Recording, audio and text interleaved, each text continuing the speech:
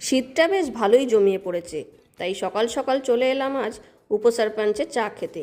কিছুদিন আগে এখান থেকে যাওয়ার সময় দোকানটা খেয়াল করেছিলাম। কিছুদিন আগে এই দোকানটা এখানে উদ্বোধন হয়েছিল, আর আজ এখান থেকে যাওয়ার সময় ভাবলাম চাটা খেয়েই যাই, যা ঠান্ডা পড়েছে, আর সাথে তোমাদেরকেও নিয়ে যাই।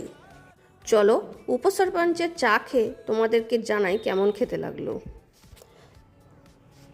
চা খাওয়ার পর যেটা আমার মনে হলো, চাটা যে খুব টেস্টি ছিল তা নয়।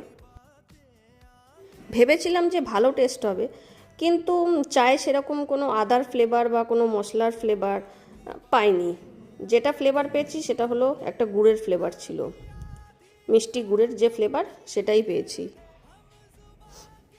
তাই তোমরা এসে কখনো খেয়ে দেখতে পারো, তখন কমেন্টে জানিও তোমাদের কেমন লাগলো। ভিডিওটা ভালো লাগলে সাবস্ক্রাইব করে দিও।